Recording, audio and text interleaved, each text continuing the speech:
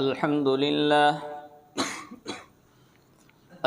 لله نحمده ونستعينه ونستغفره ونؤمن به ونتوكل عليه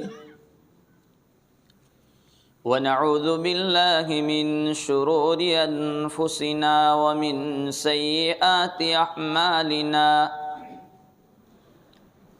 من يهده الله فلا مضل له ومن يضلله فلا هادي له ونشهد أن لا إله إلا الله وحده لا شريك له ونشهد أن سيدنا ومولانا محمدا عبده ورسوله صلى الله تعالى عليه وعلى آله وأصحابه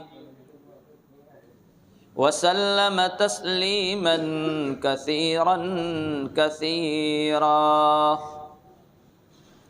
وداعيا إلى الله بإذنه وسراجا منيرا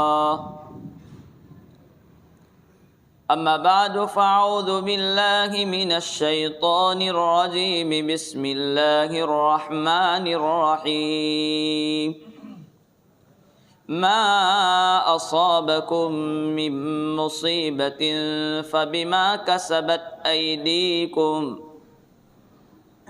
قال الله تبارك وتعالى في مقام آخر ومن أعرض عن ذكري فإن له معيشة ضنكا ونحشره يوم القيامة أعمى صدق الله مولانا العظيم قال الله تبارك وتعالى في شان حبيبه إن الله وملائكته يصلون على النبي يا أيها الذين آمنوا صلوا عليه وسلموا تسليما اللهم صل على سيدنا محمد وعلى آل سيدنا محمد وبارك وسلم.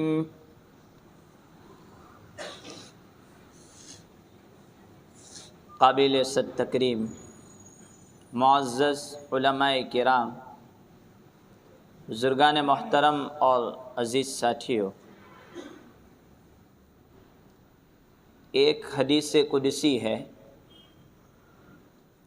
جس میں رسول اللہ صلی اللہ تعالی علیہ وسلم ارشاد فرماتے ہیں کہ اللہ تبارک و تعالی نے فرمایا کہ تمہارے اگلے اور تمہارے پچھلے، جو پہلے آئے وہ اور بعد میں آنے والے سب میری فرمانبرداری کرے، میری اطاعت کرے، ایک ذرہ برابر نافرمانی نہ کرے، پھر بھی میری حکومت میں کوئی زیادتی ہونے والی نہیں ہے، اس لیے کہ میں خود مکمل ہوں، میں کسی کے سہارے پر بادشاہ نہیں بنا، میں کسی کے سہارے پر حکومت لے کے نہیں چلتا، مجھے کسی کے ٹیکے کی ضرورت نہیں ہے، میں مکمل ہوں اپنی ذات سے، سب کے سب اطاعت کریں، کوئی زیادتی ہونے والی نہیں۔ اور اگر ساری کائنات نافرمانی پر آ جاوے، تمہارے اگلے اور تمہارے پچھلے سب، پھر بھی میری حکومت میں کوئی کمی ہونے والی نہیں ہے۔ حضرت ابراہیم علی نبینا وعلیہ الصلاۃ والتسلیم، ان کی قوم نے جب ان کو بتوں کی پرستش کے لیے ابھارا،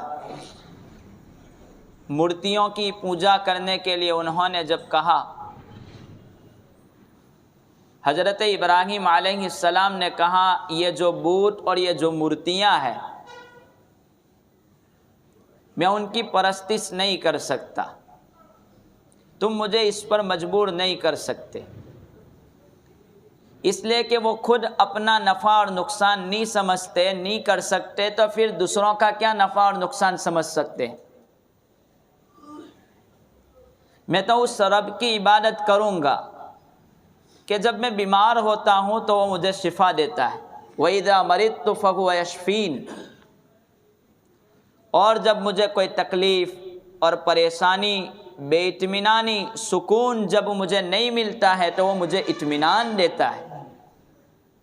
میں تو اس رب کی عبادت کروں گا، میں ان کی عبادت نہیں کر سکتا، تم مجھے مجبور نہیں کر سکتے۔ آج وسائل کے اعتبار سے، آلات کے اعتبار سے، نعمتوں کے اعتبار سے ہم بہت آگے بڑھ چکے ہیں، لیکن بے اطمینانی زیادہ بڑھتی جا رہی ہے، سکون ختم ہوتا جا رہا ہے، اور ہر مسلمان کا ایک مسلم عقیدہ ہے، ایک مانا ہوا عقیدہ ہے، اس میں کسی کی دو رائے نہیں، کسی کے دو مت نہیں، کہ اللہ تبارک و تعالی اور اس کے رسول صلی اللہ تعالی علیہ وسلم کے اطاعت اور فرما برداری میں دنیا میں سکون ہے، آخرت میں نجات ہے، اور ان کی نافرمانی میں دنیا میں بے سکون ہے اور آخرت میں خطرہ ہے۔ یہ مسلم عقیدہ، یہ پکی بات، اس میں کوئی دو رائے نہیں۔ لیکن ہم اپنے سکون کو، اپنے اطمینان کو تلاش کر رہے ہیں اپنے آلات میں۔ علماء نے لکھا ہے کہ آدمی جب گناہ کرتا ہے تو اس کی وجہ سے دنیا میں اس کو 70 سے زیادہ نقصانات کا سامنا وہ دنیا میں کرتا ہے، اور اس کو پتہ تک نہیں چلتا۔ سب سے پہلے آدمی جب گناہ کرتا ہے تو اس کے دل پر ایک کالا نقطہ، سیاہ دھبا اور داغ اس کے دل پر لگتا ہے۔ جب وہ توبہ کر لیتا ہے تو وہ مٹ جاتا ہے، اور جب بڑھتا رہتا ہے گناہ میں تو اس کا پورا دل کالا ہو جاتا ہے۔ پھر کیا ہوتا ہے؟ نمبر 1، اس کے پاس سے توفیق چھین لی جاتی ہے۔ جب توفیق چھین لی جاتی ہے تو اس کو نماز پڑھنے کو جی نہیں چاہتا، قرآن کریم پڑھنے کو دل نہیں چاہتا، قرآن سننے کو دل نہیں چاہتا، اپنے ماں باپ کا حکم ماننے میں اس کا دل نہیں چاہتا، اور یہاں تک کہ وہ نماز بھی پڑھ لیتا ہے تو نماز پڑھنے کے بعد اس کو دعا مانگنے کی توفیق نہیں ملتی۔ لوگوں کے سامنے گھنٹوں اپنے شکوے اور شکایتیں کرے گا، لیکن وہ بندہ ایک آدھی منٹ، 1 منٹ، 2 منٹ اپنے رب سے آہو جاری نہیں کرتا، توفیق چھین لی جاتی ہے۔ اور جب توفیق چھین لی جاتی ہے تو بندہ حق اور ناحق، حلال اور حرام، ایمان اور نفاق، ایمان اور کفر، سب حدیں پار کر دیتا ہے اور سارے فرق بھول جاتا ہے۔ کچھ دنوں پہلے ایک آدمی نے مجھے، چند آدمیوں نے مجھے ایک مسئلہ پوچھا کہ مول صاحب یہ مسئلہ حلال ہے کہ حرام؟ انہوں نے مجھے واٹس ایپ پر وہ میسج کیا، میں نے اس کی پوری تحقیق کی، پھر میں نے کہا یہ حرام ہے، جوا کی شکل ہے، آپ اس سے بچیں۔ اس بندے نے کہا مجھے کیا فرق پڑتا ہے، حلال حرام چلتا ہے سب۔ جب آدمی گناہ میں بڑھتا رہتا ہے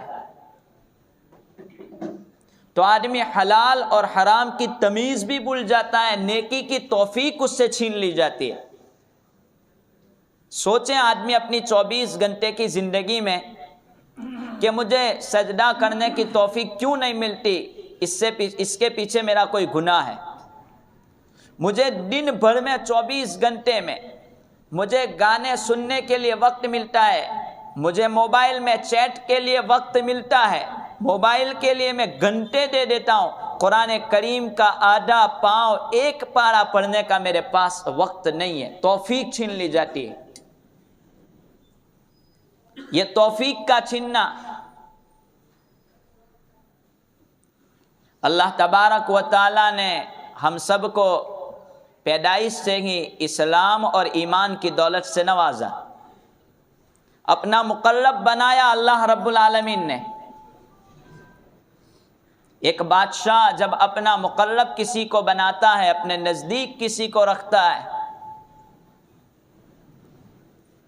تو وہ پھر اس کی نافرمانی میں رہتا ہے، بادشاہ کی مانتا نہیں، چلتا رہتا ہے، تو بادشاہ بھی اس سے بے پرواہ ہو جاتا ہے، اس کو ضرورت نہیں ہے میرے نزدیک آنے کی، کیونکہ بادشاہ مخلوق سے اور لوگوں سے بے پرواہ ہوتا ہے۔ اللہ تبارک و تعالیٰ نے اپنے قریب کا راستہ ہمیں دیا کہ آپ میرے نزدیک آ جائیں، لیکن بندہ جب گناہ میں بڑھتا رہتا ہے، اللہ تبارک و تعالیٰ پھر کہتے ہیں کہ اب تیرے سجدوں کی بھی مجھے کوئی ضرورت نہیں ہے، تیرے قرآن کی تلاوت کی مجھے کوئی پرواہ نہیں۔ توفیق اس بندے سے چھین لی جاتی ہے، اور جب توفیق چھین لی جاتی ہے تو پھر بندے کا ایمان خطرے میں آ جاتا ہے۔ تو پہلے نمبر پر علماء نے لکھا ہے کہ بندے سے گناہ کرتا، کتنے تو گناہ ایسے ہیں کہ جس کو ہم گناہ سمجھتے ج نہیں ہیں۔ وہ گناہ، زنا کو ہم گناہ سمجھتے ہیں، چوری کرنے کو ہم گناہ سمجھتے ہیں، کسی کو مارنے کو ہم گناہ سمجھتے ہیں۔ کتنے گناہ ایسے ہیں جس کو ہم لوگ گناہ سمجھتے بھی نہیں ہیں۔ اپنے پائجامے کو ٹخنوں سے نیچے لٹکانا، اس کو کوئی گناہ نہیں سمجھتا ہے۔ ہمارا نوجوان طبقہ اس میں عام مبتلا ہے، اور کہنے پر وہ اپنی فیشن کا دور بتلا رہے ہیں۔ اس کو گناہ نہیں سمجھتا، وہ دیکھتا نہیں ہے کہ اس گناہ کی وجہ سے مجھے فجر کی توفیق نہیں ملتی، مجھے قرآن پڑھنے کی توفیق نہیں ملتی۔ حرام بتلایا، اس کے لیے جہنم واجب قرار دی ہے، جائے گا وہ، کوئی خطرہ نہیں، کوئی مسئلہ نہیں۔ یہ پکی بات، حدیث کی بات، یہ نشانی ہو چکی، اب اس میں کوئی دوسرا کام نہیں کر سکتا۔ یہ پکی بات کہ اپنی پتلون ٹخنوں سے نیچے لٹکانے والا وہ جائے گا جہنم میں، وہ حصہ جہنم میں جلے گا، پکی بات، کوئی اس میں دو رائے ہے ہی نہیں، کوئی بزرگ کا قول نہیں ہے، یہ حدیث کی بات۔ اگر کوئی یوں کہیں کہ اس میں مجھے تکبر نہیں ہے، حدیث میں لفظ تکبر ہے، تو مولانا اشرف علی تھانوی نور اللہ مرقدہ نے اس کا جواب لکھا ہے کہ یہ بھی تکبر ہے، اس لیے کہ اگر تیرے اندر تکبر نہ ہوتا تو تو اس کو سیدھا کر لیتا، تو شریعت کی نہیں مانتا، یہ بھی تو تکبر ہے۔ تو یہ گناہ نہیں سمجھنا، نہیں سمجھتے ہیں گناہ۔ گناہ بے لذت ایک کتاب ہے جس میں اس کی نشانی کی ہے کہ اس میں کوئی لذت نہیں ہوتی ہے، پھر بھی ہمارا نوجوان طبقہ دن بدن اس میں بڑھتا ہی جا رہا ہے۔ عورتوں کو حکم دیا کہ وہ اپنے سطر کو چھپائے، وہ اس کو اونچے پہنتی ہے، اور مردوں کو حکم دیا کہ اپنے ٹخنوں کو کھلا رکھیں، وہ اس کو ڈھانکتے ہیں۔ کیسی زد میں آئے ہیں انگریزوں کی۔ اسی طرح بہت ساری چیزیں ہیں جس کو ہم گناہ نہیں سمجھتے۔ گناہ اس کو سمجھتے ہیں جس کو زنا کرے اس کو گناہ سمجھتے ہیں کہ بھئی یہ بہت بڑا گناہ۔ نماز چھوڑنے کو گناہ نہیں سمجھتے۔ تو بندے سے توفیق چھین لی جاتی ہے، پھر وہ توفیق آدمی کو قرآن پڑھنے کی بھی نہیں ہوتی، نماز کی بھی۔ ماں باپ کا حکم اس پر بوجھ لگتا ہے کہ میرے ماں باپ مجھے کیا کہتے ہیں،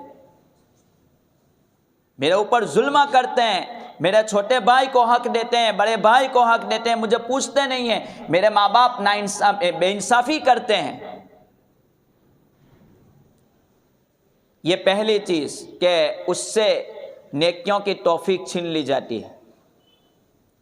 دوسرے نمبر پر علماء نے نقل کیا ہے کہ برکتیں اٹھا لی جاتی ہیں. گھر میں سب کمانے والے ہیں لیکن گھر کا نظام برابر نہیں چلتا. ہم لوگ برکت کو یوں سمجھتے ہیں کہ پیسے ہونے، گھر میں پیسے بڑے پڑے ہو، اس کو ہم لوگ برکت سمجھتے ہیں. حالانکہ برکت یہ نہیں ہے.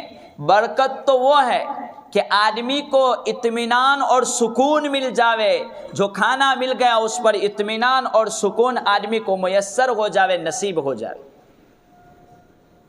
قرآن کریم نے ذکر کیا وَمَن يَعْشُ عَن ذِكْرِ الرَّحْمَنِ نُقَيِّدْ وَمَن يُعْرِضْ عَن ذِكْرِ رَبِّهِ کہ جو اپنے پروردگار کے حکم سے اعراض کرے گا، نہیں مانے گا، اللہ تبارک و تعالی اس کی دنیاوی زندگی کو تنگ کر دیں گے.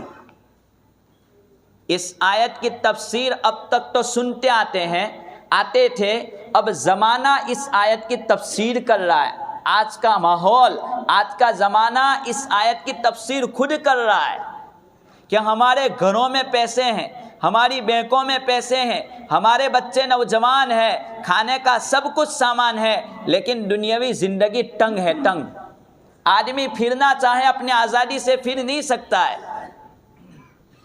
کسی حکومت کے پنجے کے نیچے وہ دبا ہوا ہے. وَمَن يُعْرِضْ عَن ذِكْرِ رَبِّهِ جب تم میرے ذکر سے چھوڑو گے، منہ موڑو گے، فَإِنَّ لَهُ مَعِيشَةً قرآن کہتا ہے ہم ان کی معیشت، ان کی زندگی کو تنگ کر دیں گے. اور دیکھ رہے ہیں ہم وَنَحْشُرُهُ يَوْمَ الْقِيَامَةِ أَعْمَى قرآن کہتا ہے کہ دنیا میں تو دنیا میں، آخرت میں بھی ہم اس کو انڈا اٹھائیں گے. روزی کی برکت اس کی ختم کر دی جاتی ہے. پہلے ایک وقت تھا کہ گھر میں کمانے والا ایک تھا، سارا خاندان کھاتا تھا، سارا قبیلہ کھاتا تھا. اب کمانے والا ہر فرد ہے، پیسے پر پیسے ہیں، لیکن گھر میں سکون اور اطمینان نظر نہیں آتا، روزی کی برکتیں نظر نہیں آتی.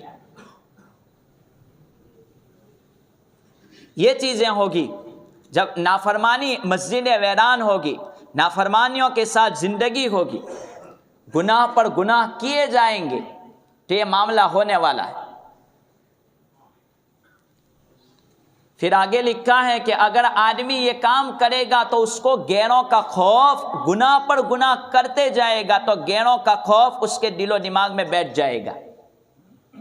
آج ہم سب مرعوب ہو چکے ہیں، ہم سب کے دلوں میں خوف ہے مخلوق کا، حکومت کا، بڑوں کا، بادشاہوں کا. اتنا خوف ہے، اتنا خوف ہے کہ آدمی کچھ بھی بولنے سے ڈرتا ہے، ہر اپنا حق لینے میں بھی ڈرتا ہے.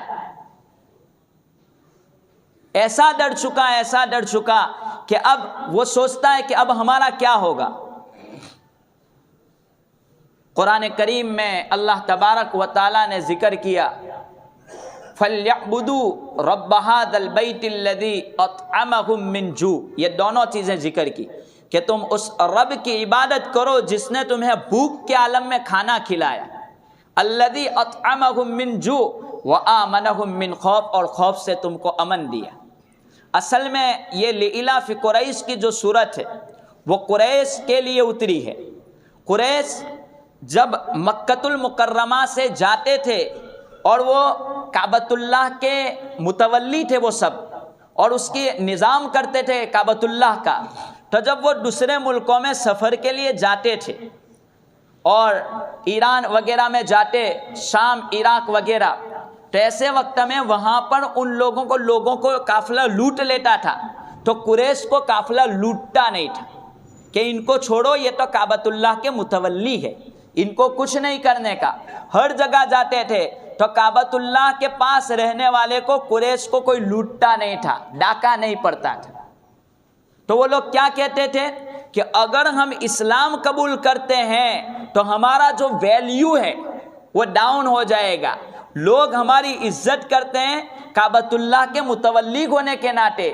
اگر ہم نے اسلام قبول کر لیا تو ہمارا ویلیو ڈاؤن ہوگا، اس لیے ہم اسلام قبول نہیں کرتے۔ تو قرآن اترا فَلْيَعْبُدُوا، تم کو جو امن ملا ہے لِإِلَافِ قُرَيْشٍ إِلَافِهِمْ رِحْلَةَ الشِّتَاءِ وَالصَّيْفِ، سردی اور گرمی میں تم الگ الگ ملکوں کا سفر کرتے ہو، الَّذِي فَلْيَعْبُدُوا رَبَّ هَذَا الْبَيْتِ، تم عبادت کرو اس بیت کے رب کی، یعنی یہ گھر کے مالک کی عبادت کرو، الذی اطعمہم من جوع، جس نے بھوک کے عالم میں کھانا کھلایا، وآمنہم من خوف، اور یہ جو اطمینان کعبۃ اللہ میں وہ کعبہ کی وجہ سے ہے، تمہارے اس کے متولی ہونے کی وجہ سے نہیں ہے، یہ کعبہ وہاں پر بنایا رب نے، اس رب نے اطمینان کعبہ کی وجہ سے دیا ہے، تمہارے متولی ہونے کی وجہ سے اطمینان نہیں ہے۔